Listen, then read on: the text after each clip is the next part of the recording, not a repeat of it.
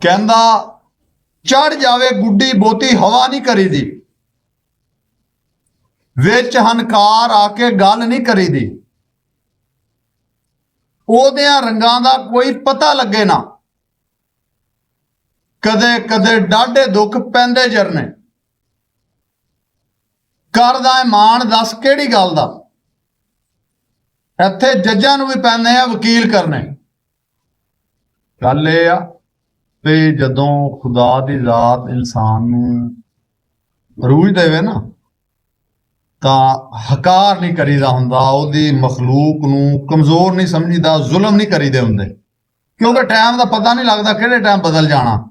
ਇੱਥੇ ਵੱਡੇ ਵੱਡਿਆਂ ਨੂੰ ਔਖਾ ਹੋ ਜਾਂਦਾ, ਜਦੋਂ ਖੁਦਾ ਦੀ ਜ਼ਾਤ ਦੀ ਪਕੜ 'ਚ ਆ ਜਾਂਦਾ ਨਾ ਬੰਦਾ, ਤਾਂ ਫਿਰ ਬਹੁਤ ਔਖਾ ਹੋ ਜਾਂਦਾ।